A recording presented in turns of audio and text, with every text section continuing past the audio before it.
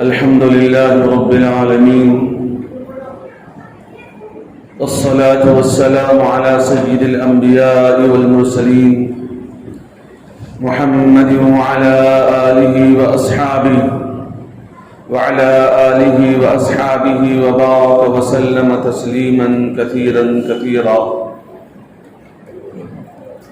أما بعد، قال الله تبارك وتعالى في القرآن المجيد: أعوذ بالله من الشيطان الرجيم، بسم الله الرحمن الرحيم. ولا تحسبن الذين قتلوا في سبيل الله أمواتا بل أحياء عند ربهم يرزقون. وقال النبي صلى الله عليه وآله وسلم: من نيح عليه يعذب بما نيح عليه، أو كما قال صلى الله عليه وسلم. وقال النبي صلى الله عليه وآله وسلم: أفضل الصيام بعد رمضان المحرم الحرام، أو كما قال صلى الله عليه وسلم. وقال النبي صلى الله عليه وآله وسلم: لعن رسول الله صلی اللہ علیہ وسلم الناحیۃ والمستمعہ، او کما قال صلی اللہ علیہ وسلم. معزز حاضرین کرام، واجب الاحترام میرے دینی بھائیوں، بزرگوں، دوستوں،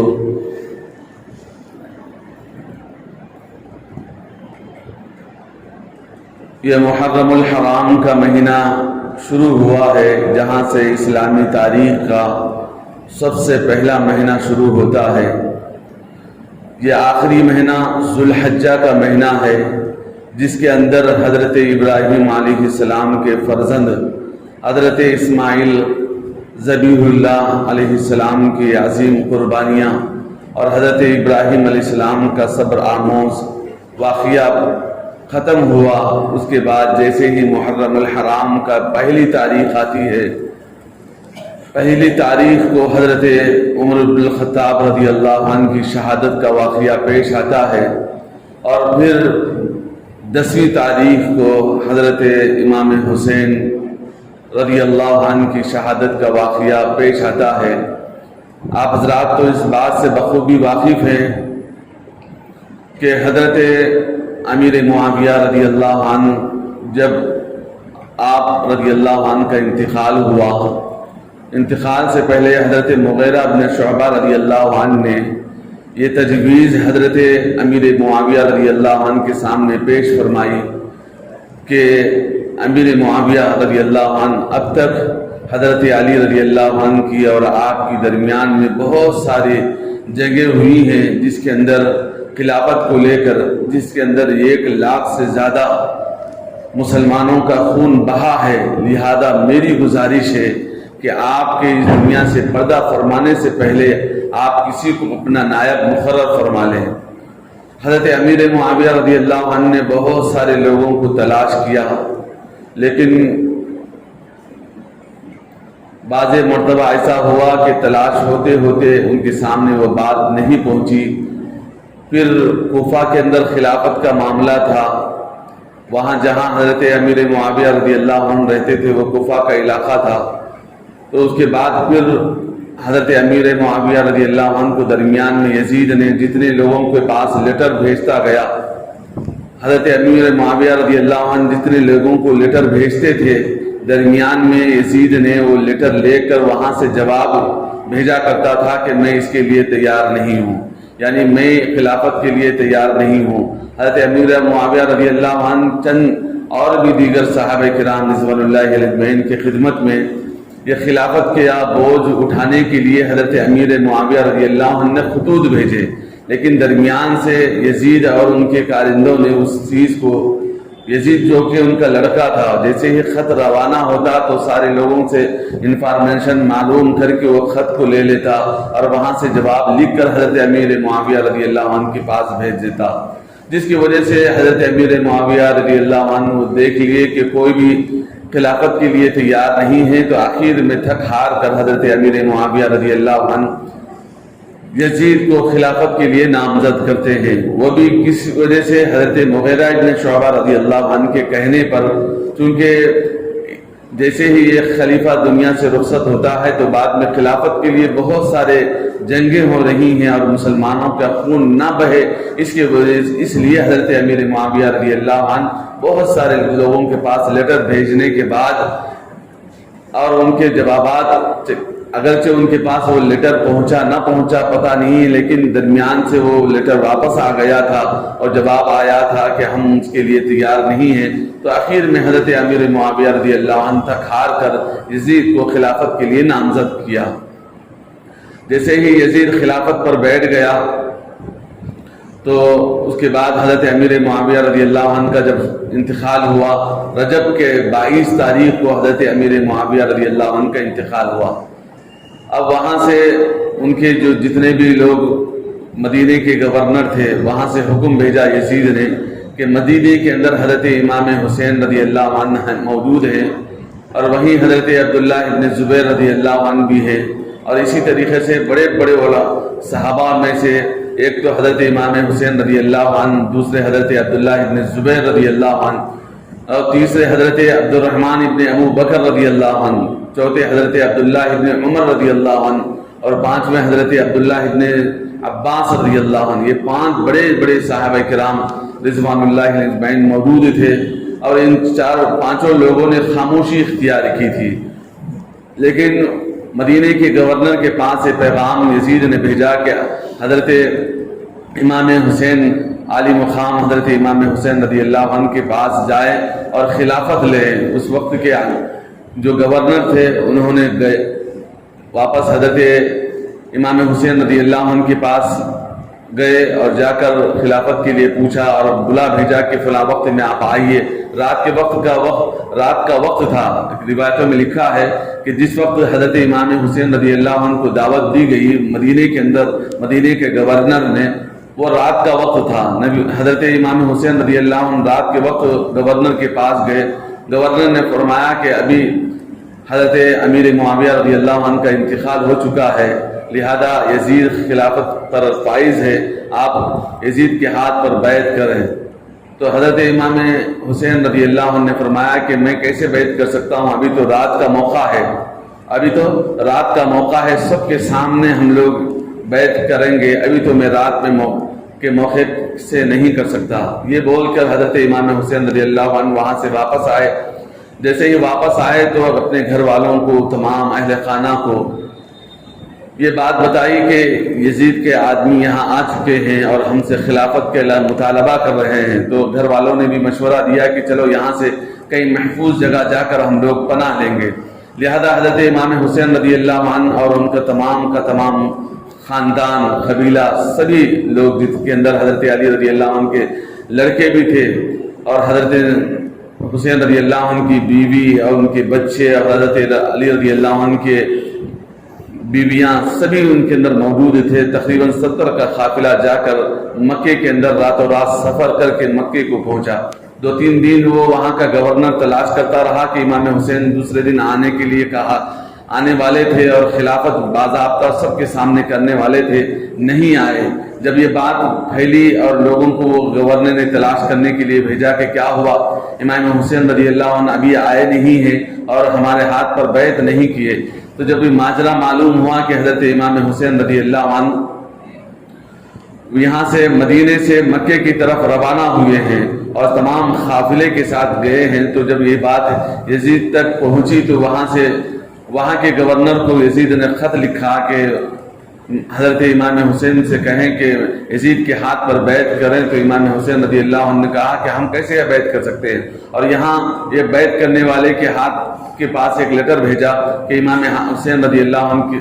کو بیعت کرنے کے لیے مجبور کیا جائے، لیکن وہ جو درمیان میں جو شخص تھا انہوں نے دیکھا کہ میں اس شخص کو، اتنے پرہیزگار، متقی اور اتنے عالی مرتبہ شخص کو میں کیسے جبر کر سکتا ہوں، یہ سوچ کر وہ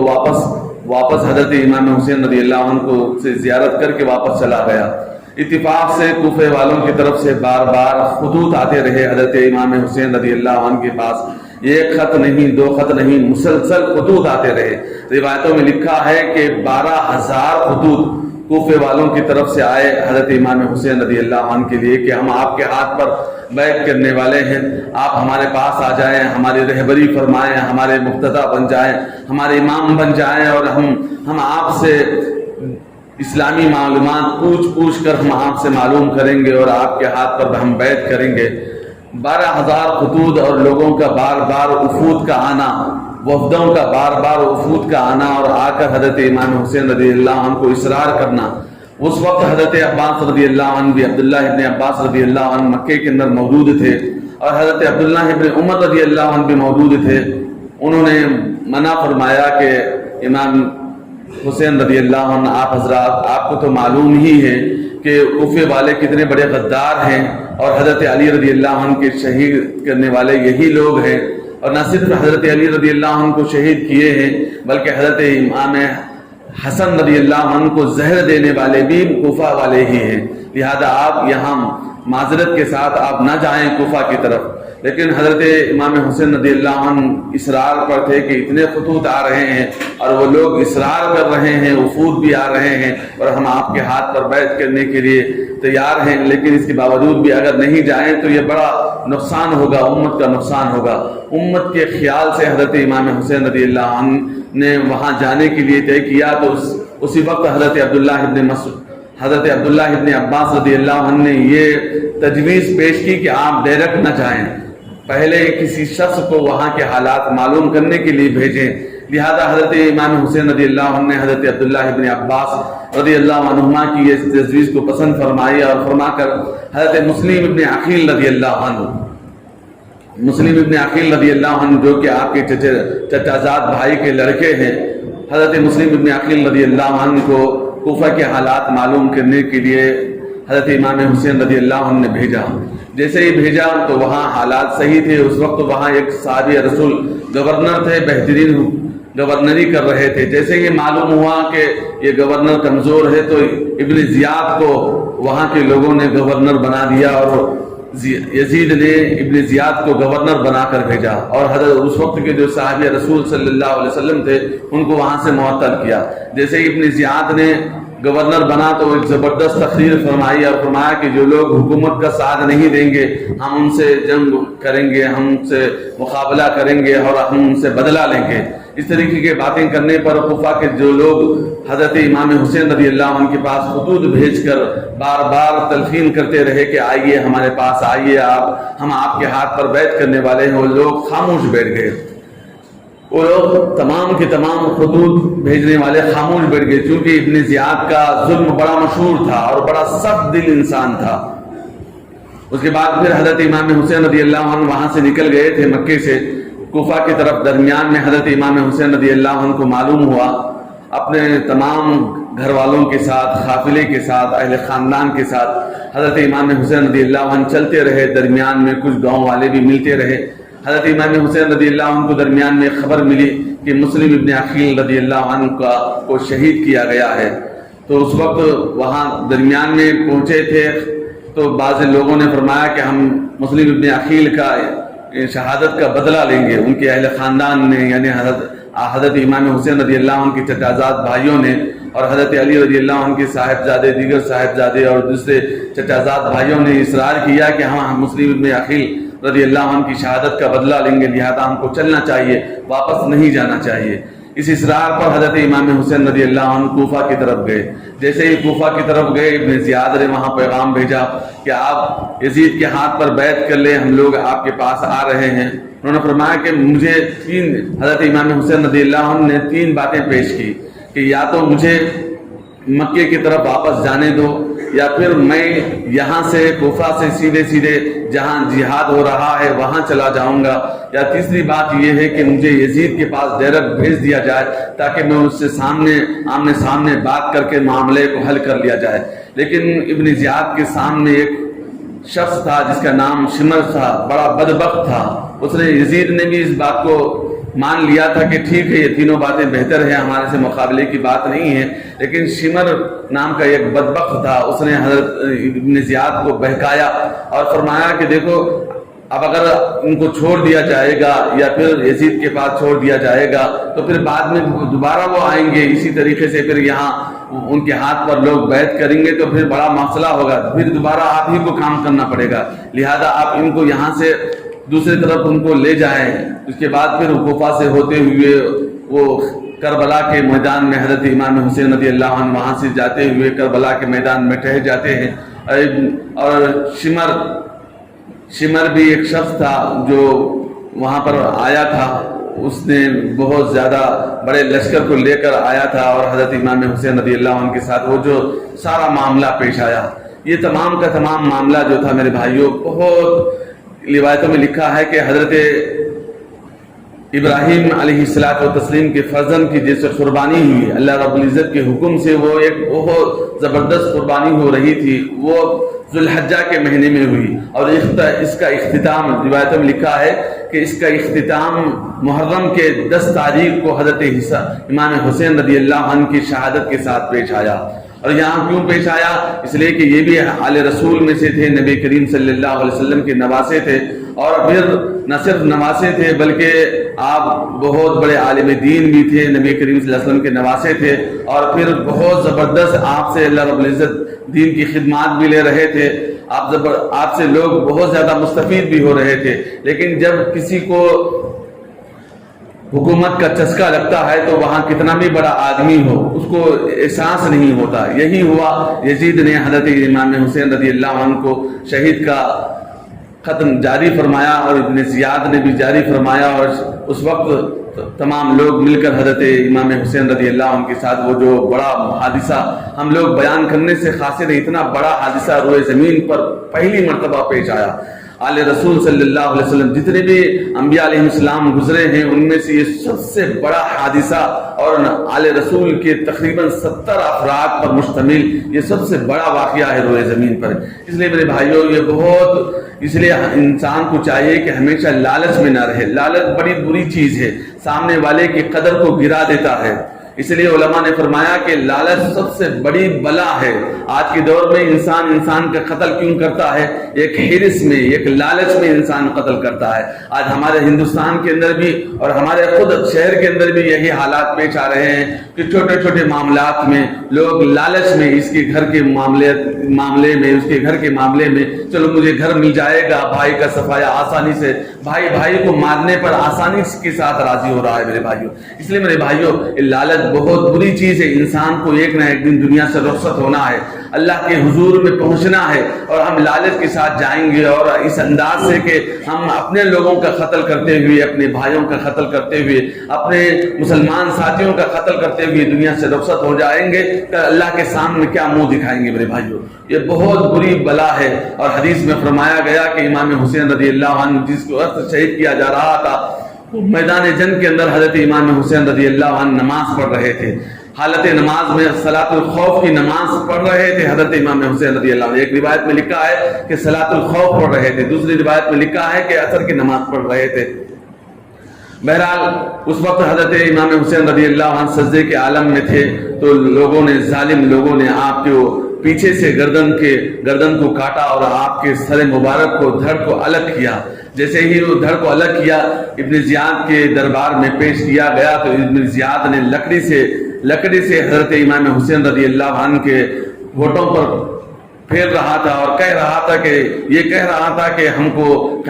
ہم جو ہے نا بیعت نہیں کریں گے۔ اسی وقت ایک صحابی رسول صلی اللہ علیہ وسلم بہت ضعیف تھے، انہوں نے فرمایا کہ اے ابن زیاد تو وہاں سے ان کے منہ پہ سے، ان کے ہونٹوں پہ سے چھڑی کو ہٹا لے، اس لیے کہ میں نے نبی کریم صلی اللہ علیہ وسلم کو وہاں بوسہ دیتے ہوئے دیکھا ہے۔ اس کے بعد پھر بہت سارے ایسے حالات ہیں جو ہم زبان سے بیان کرنا نہیں چاہتے۔ اس لیے میرے بھائیوں ہم سب کو بس اتنا ذہن میں رکھنا چاہیے کہ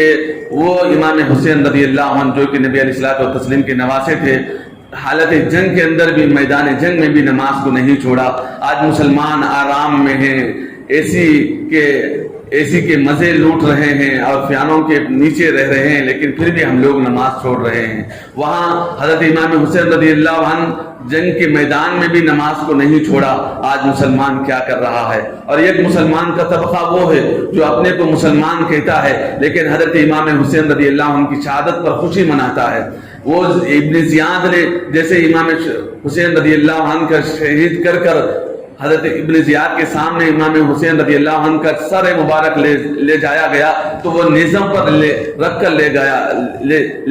جا رہا تھا، اسی لیے وہ لوگ خوشی مناتے ہیں جو امام حسین رضی اللہ عنہ کی شہادت ہوئی۔ اسی انداز سے وہ لوگ علم اٹھاتے ہیں کہ وہ ایک سر مبارک ہے، اور حضرت امام حسین کا سر مبارک ہے، اسی انداز سے حضرت علی کا بھی، اسی انداز سے حضرت عمر فاروق رضی اللہ عنہ کو بھی شہید کیا گیا تھا، عثمان غنی رضی اللہ عنہ کو بھی شہید کیا گیا تھا۔ ہم نے اسلام کے بڑے مضبوط لوگوں کو شہید کیا، اب ہم ہماری یہاں سے زبردست طریقے سے ہم اپنے انداز سے دین کو پھیلائیں گے، اس طرح انداز سے مسلمانوں کو شہید کیا۔ اور یہ جو شیعہ لوگ ہیں، آپ حضرات کو اس سے پہلے بھی ہم بار بار بتا رہے ہیں کہ شیعہ حضرات یہ منافق ہیں،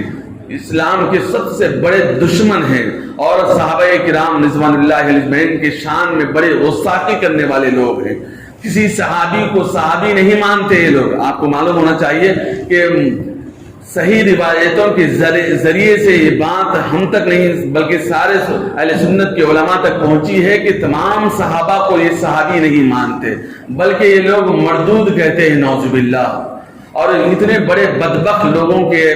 جو تماشے ہوتے ہیں، اور ہمارے سنی آسانی کے ساتھ جا کر ان تماشوں کو دیکھتے ہیں، نہ صرف دیکھتے ہیں بلکہ ان کی تماشوں میں ہم لوگ شریک ہوتے ہیں اور خوشی کا اظہار کرتے ہیں، اور انہی کے نقش قدم پر ہم چلتے ہوئے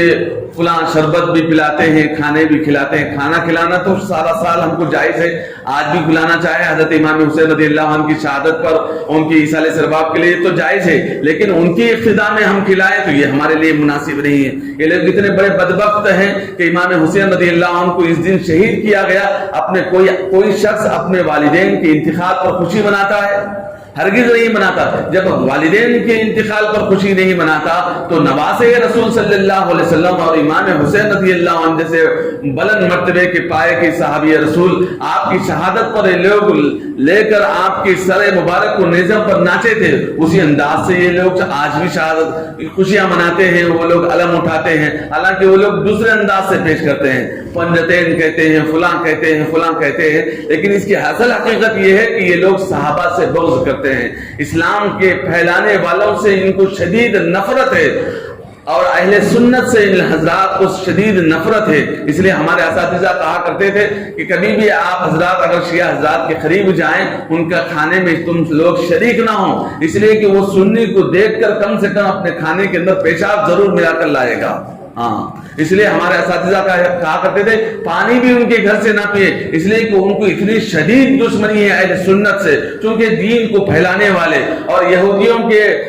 یہودیوں کو مسخ کرنے والے اور اسی طریقے سے عیسائیوں کے مذہب کو سارے عالم عرب سے نکال پھینکنے والے باہر ہیں، ان لوگوں کو شدید دشمنی ہے مسلمانوں سے، سنی مسلمانوں سے۔ اس لیے میرے بھائیوں، کبھی بھی مسلمان شیعہ کی لڑکی کو دینا، شیعہ کی لڑکی کو لانا آسان سمجھتے ہیں اور اس کو معمولی سمجھتے ہیں۔ آج معاشرے کے اندر اس کا احساس بھی ختم ہوتا چلا جا رہا ہے۔ شیعہ کی لڑکیوں کو لانا آپ حضرات کے لیے آسان بات نہیں ہے، آپ لا لیں گے تو بعد میں تمام کی تمام آپ کے آل اولاد صحابہ کے ماتم کیا کریں گے، بلکہ صحابہ کو گالی دینے والی بن جائیں گے۔ آپ کے اولاد صحابہ کو گالی دینے والے، کوئی ایک شخص یہ تصور نہیں کر سکتا ہے کہ صحابہ کو گالی دے۔ ہمارے اہل اسلام کی اہل سنت والجماعت نے اس کو سخت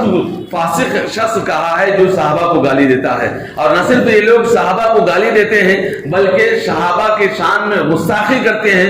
اس انداز سے گستاخی کرتے ہیں کہ صحابہ کو یہ لوگ کافر کہتے ہیں۔ اللہ اکبر، نعوذ باللہ نعوذ باللہ من ذالک۔ ہم اپنی زبان سے یہ الفاظ ادا کرنا نہیں چاہتے، اللہ ہم کو معاف فرمائے۔ تو یہ لوگ سارے صحابہ کو، جتنے بھی صحابہ تھے، صرف ان کے نزدیک 5 صحابی ہیں، اس کے علاوہ جتنے بھی صحابہ ہیں تقریباً 1,37,000 صحابہ کرام کی تاریخ ملتی ہے